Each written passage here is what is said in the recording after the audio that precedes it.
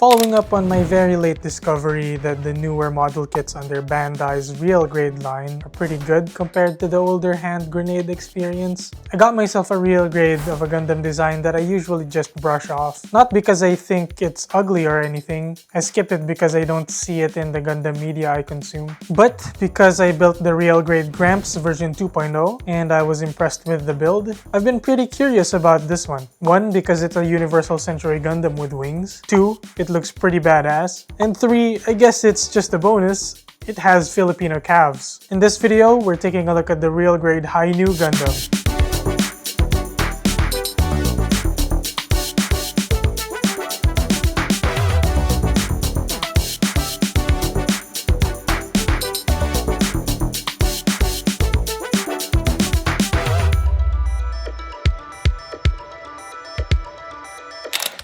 Hey guys, I don't like this chair. How's it going? And welcome back. And I guess welcome back for me as well, because I haven't been here in a month. I was in the Vancouver area searching for Gunpla. I had a look around to find where builders like you and me can buy Gunpla here in Canada. Had a few partnerships with the stores there as well, so that was pretty fun. I did a vlog on Sakura Media, and I will be releasing more videos about the other stores soon. Feels good to be back. Again, welcome. Let's take a look at the real grade Hi-Nu Gundam.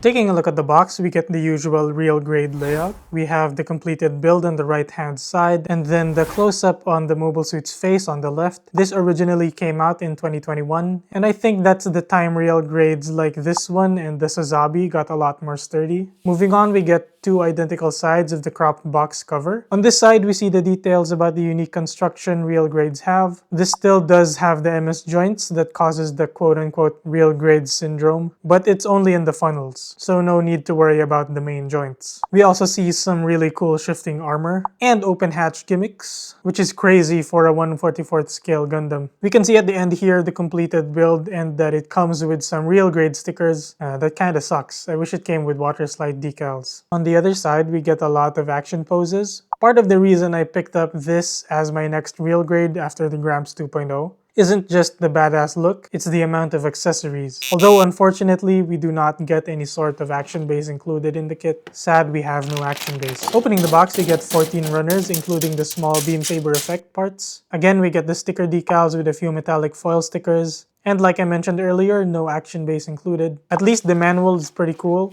It's in the booklet style I really like. It has the decal guide and paint guide both on the back. And just from unboxing, I already had the impression that this is gonna be a really nice looking model when built. And it really does look very good.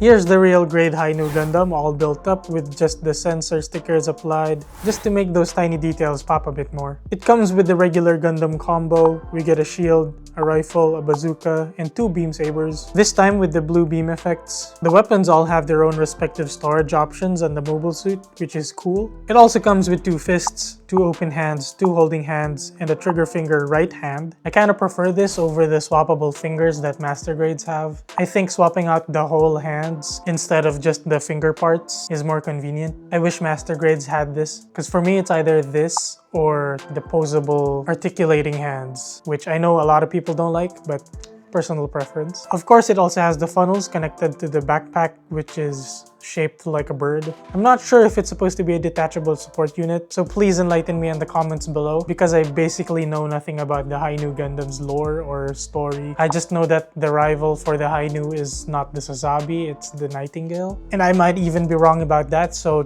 again, let me know in the comments below. But man, I really like the design of this Hi-Nu Gundam. I usually collect master grades, so my main consideration would be the Ver-Ka Hi-Nu. But it's not on the top of my list because if you compare it to its counterpart, the regular Nu Gundam Ver-Ka, it kinda looks plain. So this real grade version helped me a lot with finally getting a Hi-Nu in my collection. In real grade fashion, the sculpt is on the aggressive side.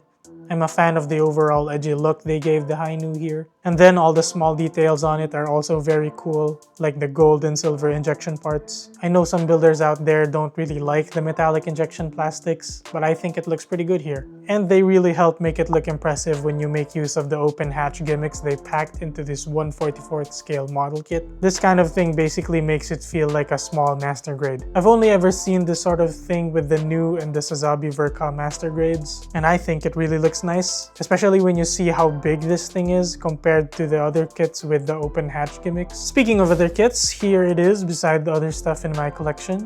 Of course, we have to compare it with the real grade Gramps version 2.0, the Pliobot Gurren Lagann, the master grade Gramps version 3.0, the new Gundam Verka, the Sazabi Verka, my fake plant, some Gundam Gashapons, the Master Grade L-Strike Remastered, which I fully painted, even the Launchpad base, so please clap for me, I need the validation, and my previous review, the Master Grade Aegis Gundam. It's pretty cool that it's big for a 1/44th scale model kit. Now I'd love to get a 1/100 scale model of the Hi-Nu. I might go for the Verka, but let me know in the comments if you have other suggestions. Please give this video a like down below if you've enjoyed this review of the real grade Hi-Nu Gundam so far. And if it isn't your first time watching my videos, please consider subscribing because it would really help a lot. Thanks. Okay, so let's take a look at the joints of this guy. First, let's take off all the accessories so they're not in the way. And yes, the action base adapter is in between the backpack and the body. Okay, here we go. Starting off with the head, there's a ball joint on the base of the neck and at the bottom of the head. And similar to the Master Grade new Gundams, it has this hinging base of the neck for easier looking up flying poses. Technically, because it's on a ball joint, you should get to go all the way around. But because of the collar here on the armor and this armor piece on the back of the head, it's kind of hard to do that. Speaking of that armor on the back of the head, it flaps down and up ever so slightly. For the shoulders, they can move out about this much with all the hinges involved. Here it is all the way in. With the shoulder all the way out, you can get this bend upwards and this much across. Because it's just a peg, it can go all the way around. The shoulder armor is actually independent to the arm and it can hinge up and down. We also have the shifting armor for the open hatch gimmick, like so. The bicep can swivel, and this one's a bit tight, but the forearm can also swivel on the elbow all the way around. And here's the elbow bend with the armor part on the outside. And when you turn it around, here's the full elbow bend. So you get a little more articulation for that. And then for the hands, the wrists are just on ball joints, but these hands are pretty cool. The open hands are on ball joints, but they do have an extra hinge at the wrist, so they can bend outward and inward. And then the holding hands, same deal. We have a ball joint, and then they can bend upward and downward this time. And when I say holding hands, it doesn't include the trigger finger. This one's just on a regular ball joint. And on this forearm, you have the compartment for the extra beam saber handle. And on the other arm, it's pretty much the same thing, except it doesn't have the beam saber container. It just has this blaster gun thing. Now for the torso, it's pretty cool. There are two hinges inside that if you wiggle them loose enough, you can see those hinges over there. You can do some pretty cool ab crunches. It does expose that mechanism at the back, but the backpack is gonna cover that. And there's just a peg plugged into the waist, so it can rotate all the way around. Not so much side to side for the upper body, but the lower waist part does allow for some side-to-side tilts, which is pretty cool. Man, I almost forgot because this is a 1/44th scale kit. It also does have an opening cockpit hatch, except there's no pilot figure in there. It's just this gray detail of a cockpit. But it's pretty cool that they included it. The front skirts are just on ball joints. Same with the side skirts, so it can get up this far out of the way and this far for the side skirts. The back skirts are on hinges, but they can only move up to this far as well. And they do have an opening hatch. And there's some detail underneath, pretty cool. But if you need a little more space, there's a section for the front and side skirt to move out to the side like so, all the way out of the way. So some really nice high kicks for the real grade Hi-Nu. But because the back skirt only moves so far back, here is the front and back kick. We get the shifting up and down for the hip joint. This armor piece at the bottom also moves down for that. And you can see here the diagram they give in the manual. So the waist joint gives a lot of good articulation. It is pretty confusing right now for me since this model kit is pretty new to me. But when I get a hang of it, I'm pretty sure I'll get to do a lot of great poses. But now let's talk about a little more of the legs. The top of the leg is also just on a peg, so it can swivel all the way around. And it has some shifting armor panels when you bend the knee. A lot of the leg mechanisms is exposed just from bending the knee, so that's pretty cool. It exposes the gold piston details over there. This armor panel at the back of the calf can also move back, and it flaps a bit up. And then the sides of the calves can also move out, exposing all the molded detail underneath. And we have this flap for the back thruster, and we have these flaps on the sides of the ankles, as well as this back flap here. Then the ankle itself hinges down for pointing the toe down, but also has another hinge for more articulation, which I guess helps with really dynamic ground poses. As you can see, the foot can bend here and at the very tip of the toe, and there's the detail underneath, if you were curious. So yeah, a lot of articulation to go through with this pretty tiny model kit. Now it also does have this huge backpack, and as you can see, the funnels do come off like so. Here it is with all the funnels off. These thruster sections can hinge up and down, swivel right and left, and can even swivel this direction. Each of the funnel holders can also swivel side to side, but this last one at the back moves this mechanism for the thruster. And then we have these fuel pods that hinge up and down, and they're on ball joints as well, so you can move them any which way. This head portion, or should I say the neck, can move up and down like so, and the head can swivel up and down as well. And just so I don't miss anything, I checked the manual. This armor panel here can also flap upward like so. Not much revealed down there. Then the beam saber holders are kind of finicky, so they move forward like that and then up to access the beam saber handles. If you can see it, it's pretty hard to get it out this way. Then the funnels pretty much act like any other New Gundam funnel. They have these double hinges, the corners here, and they look like funnels. I don't have the effect parts to go with this. Kinda do want them, but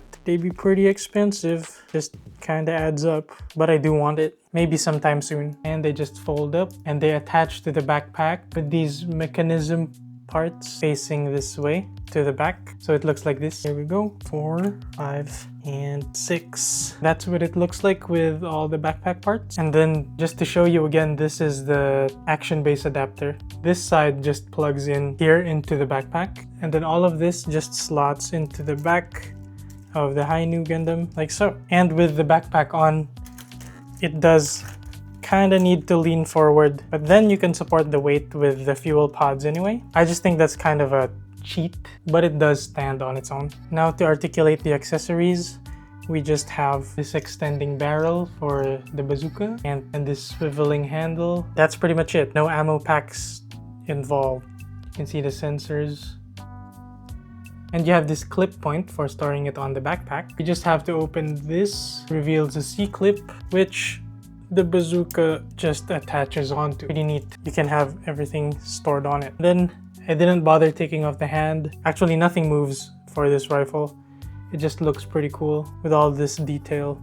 Nice part and color separation. Gonna be fun to fill this all in. We do have this tab that flips out of the rifle for storage on the back skirt. There's this really small armor part on the back skirt. You can see it move down there, and that's where you attach the rifle. So as you can see, the rifle is now stored on the back skirt. And finally, we have the shield. Now this one doesn't do anything, it's just one big piece, but it does have a ball joint. So this is the tab that plugs into the arm, into the left arm, I should say. It only plugs into the left arm, and it's on a ball joint, so you can adjust the shield to whatever angle you want. You can adjust it to whatever angle you need for whatever pose you want. And that's it. That's the real grade Hi-Nu.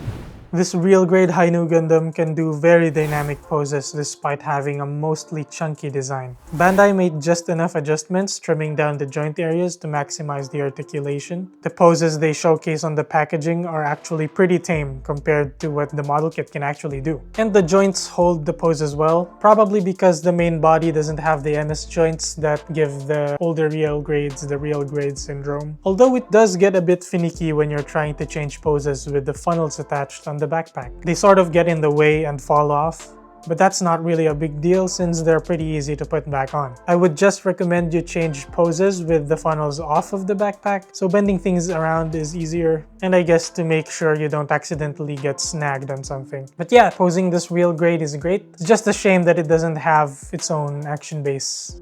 I think the real grade Hi-Nu Gundam is one of the best kits out there. Straight out of the box, it looks great. It has cool open hatch gimmicks, and it can really do dynamic poses. It also has a pretty fun construction to go through, although you might find the funnels to be pretty repetitive. Some people might find that process pretty meditative, but for my ADHD brain, I get pretty impatient with this sort of thing. Overall, if you're somewhat a bit interested in the Hi-Nu Gundam design, or you're deciding on what your next real grade is gonna be, this is what I would be recommending to you. I would recommend it even over this Gramps 2.0. Just because the Hi-Nu has more exciting accessories and stuff. If you enjoyed this video or found it helpful, please leave a like below. If you want to see more model kit builds and reviews like this, don't forget to subscribe. If you want to chat and yap with fellow builders, we have a Discord server where we share our builds and stuff. It's a place you can interact with cool people. The link is down in the description. And if you want to support the channel more, thanks. There's a link to my Patreon page down in the description, and channel memberships are now open as well. Thanks for watching. I will see you in the next one.